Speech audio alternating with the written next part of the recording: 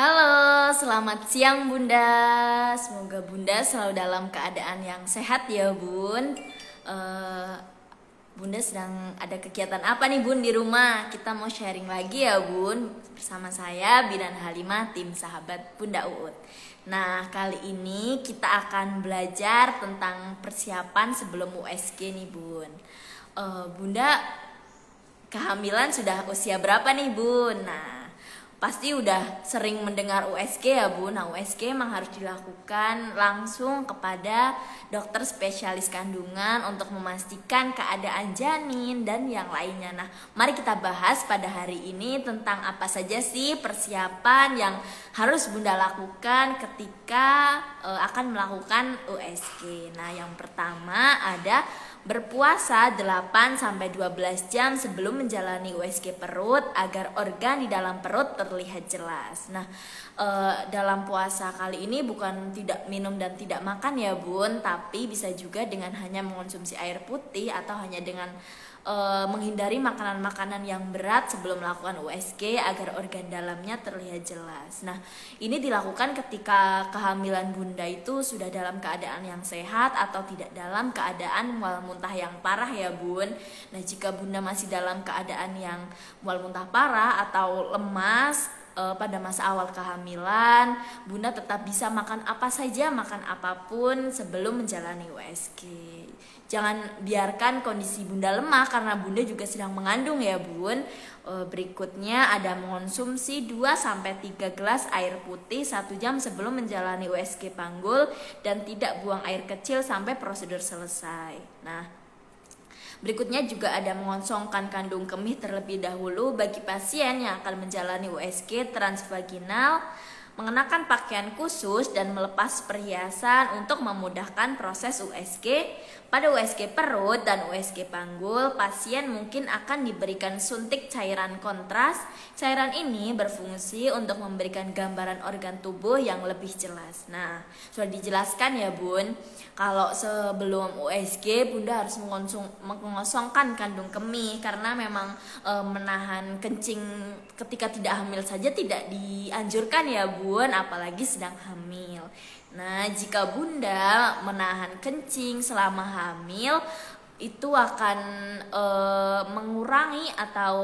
mengurangi ruang gerak untuk si adiknya nih Bun, karena kandung kemihnya akan menekan ke uterusnya. Nah, makanya Bunda ketika sedang hamil ataupun sedang tidak hamil, jika ingin kencing segera dikeluarkan ya Bun, karena bisa menyebabkan penyakit-penyakit yang tidak diinginkan ya Bun. Jadi harus lebih aware kepada kesehatan Bunda sendiri. Nah, sebelum USG pun harus dipersiapkan nih Bun. Biasanya di tempat-tempat USG juga disediakan toilet untuk Bunda persiapan sebelum melakukan USG.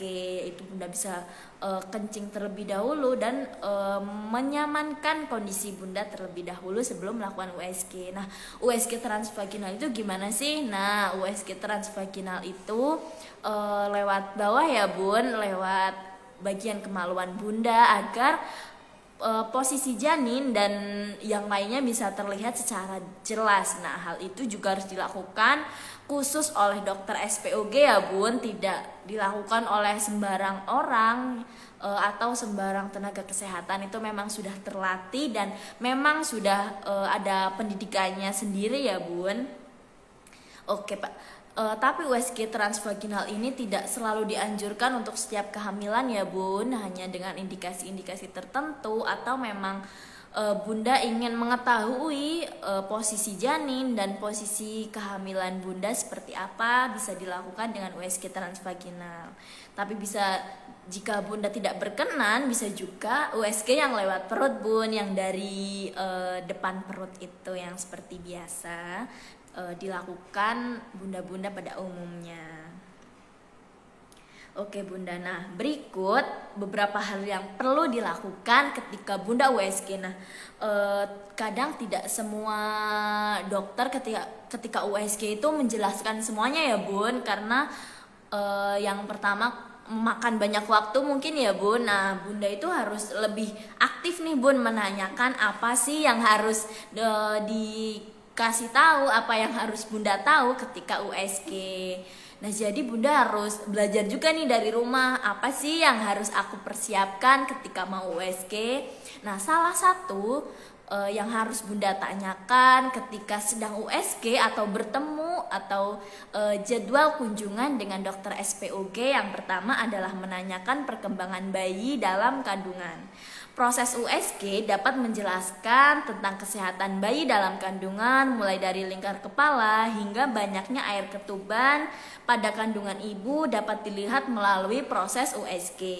Tidak hanya itu, kondisi struktur tulang pada bayi juga dapat terlihat dengan proses USG. Hal ini nyatanya bisa digunakan untuk mendeteksi kelainan yang terjadi pada bayi. Nah, maka dari itu Bunda di rumah harus bisa mengelis dulu nih Bun, apa sih yang harus ditanyakan ketika jadwal kunjungan dengan dokter. Nah, hal tersebut harus Bunda tanyakan ketika dokter tidak menjelaskan ya Bun, karena semua dokter, semua tenaga kesehatan itu akan membantu semua keluhan Bunda. Nah, jadi jika ada yang masih kebingungan bisa ditanyakan kepada dokter Bunda ya Bun. Jangan malu atau jangan malas untuk bertanya, karena hal ini sangat penting ya Bun di masa perkembangan janinnya dan Bunda. Nah, agar Bunda tidak ketinggalan dengan perkembangan janin, sehingga Bunda harus selalu aktif menanyakan keadaan janin Bunda. Nah, berikutnya ada mengetahui ukuran bayi. Nah, ukuran bayi ini harus sesuai ya Bun dari berat badan bayi dan umur kehamilan. Nah, jika kurang dari umur kehamilan, berat badannya biasanya akan dianjurkan untuk makan makanan yang bergizi dan makan vitamin yang memang diperlukan untuk menunjang berat badan janin yang seharusnya dicapai pada usia kehamilan tersebut. Yang ketiga ada ritme dan detak jantung bayi. Nah, biasanya kalau masih di bawah 20 minggu, jika periksanya di bidan atau di klinik-klinik bidan seperti itu memang tidak bisa terlihat secara detail seperti itu ya Bun. Jika dilakukan USG itu karena memakai alat, jadi memang terlihat ritme dan detak jantungnya. Nah, itu yang harus Bunda perhatikan juga ya Bun, karena detak jantung itu sangat penting. Juga gerakan-gerakan janin sehari-harinya Bunda bagaimana. Nah, itu biasanya di usia-usia kehamilan yang masih rendah atau di bawah 10 minggu atau di bawah 20 minggu itu bisa dideteksi lewat USG untuk memastikan posisi dan kesehatan janin ya Bun. Berikutnya ada posisi plasenta. Nah, posisi plasenta itu juga penting loh Bun ditanyakan ketika jadwal kunjungan dengan dokter. Karena hal ini ditakutkan jika posisi plasentanya tidak tepat atau dia menutup jalan lahir, itu bisa membahayakan janin dan Bunda. Karena biasanya jika posisi plasentanya terlalu rendah atau biasa disebut posisi letak rendah, itu juga berbahaya Bun, bisa terjadi pendarahan ketika semasa kehamilan. Nah, maka dari itu jika Bunda ketika USG bisa ditanyakan kondisi plasentanya bagaimana, karena jika terjadi indikasi-indikasi yang membahayakan bisa ditangani lebih dini oleh dokter yang memang berada di bidangnya ya Bun. Jadi untuk masalah-masalah kesehatan yang lain bisa segera teratasi jika memang sudah terdeteksi lebih dini. Berikutnya ada jumlah cairan ketuban. Nah, jumlah cairan ketuban ini juga penting ya Bun ditanyakan, karena jumlah cairan ketuban itu harus cukup sampai masa bayi dilahirkan. Hal ini memang tidak bisa dipungkiri ya Bun, ditakutkan jika ada cairan plasenta yang kurang, cairan ketuban yang kurang atau yang berlebih, itu memang termasuk dalam kelainan-kelainan selama kehamilan. Jadi memang harus kehamilan itu harus senormal itu ya Bun. Nah, pentingnya dan perlunya Bunda menanyakan adalah ketika terjadi hal-hal yang di luar kenormalan atau terjadi hal-hal yang abnormal, terjadi hal-hal yang patologis, bisa segera ditangani dan segera kembali ke yang normal lagi ya Bun. Berikutnya ada jenis kelamin pada bayi. Nah, sebenarnya ini tuh penting nggak penting ya Bun, karena jenis kelamin itu ditentukan ketika Bunda sebelum hamil. Nah, itu ada yang bisa dinamakan program kehamilan ya Bun, karena jika sudah hamil memang jenis kelamin sudah tidak bisa diubah ya Bun, karena ketika terjadi kehamilan artinya dua kromosom, dua unit sperma dan sel telur itu sudah bergabung. Nah, itu sudah bisa menghasilkan jenis kelamin. Jika sudah hamil memang sudah tidak bisa diubah lagi nih Bun. Gimana sih biar punya anak cowok atau cewek? Nah, ini tuh bisa diprogram sebelum hamil. Nah, biasanya kan kalau anak itu rezeki ya Bun, cowok atau cewek memang harus menerima ya Bun, karena pemberian Tuhan. Nah, tapi perlu juga nih, kadang ada bunda-bunda yang memang penasaran atau untuk mempersiapkan ketika janinnya sudah lahir untuk kamar atau untuk baju. Nah, itu bisa ditanyakan ketika jadwal kunjungan USG ya Bun, jenis kelaminnya cowok atau cewek sih. Nah, biasanya jika posisi janinnya tidak menutup jenis kelamin biasanya bisa langsung terlihat Bun, tapi ada beberapa yang memang jenis kelaminnya tertutup oleh kaki atau oleh tangannya sehingga kadang tidak akurat ya Bun. Bisa juga kadang di USG cewek keluarnya cowok atau di USG cowok keluarnya cewek. Nah, hal seperti itu memang hal yang sedikit terjadi, tapi termasuk jarang terjadi ya Bun, karena biasanya dari proses USG pun sudah sangat jelas dan bisa dideteksi lebih dini jenis kelaminnya itu apa sih. Nah, sehingga Bunda bisa mempersiapkan ketika proses menyusui atau proses melahirkan sudah dipersiapkan untuk bayi cewek atau bayi cowoknya, karena kan biasanya berbeda ya Bun. Untuk pakaian cowok dan pakaian cewek biasanya berbeda dari warna dan menentukan tempat-tempatnya atau menentukan barang-barang lainnya. Nah, gimana nih Bun?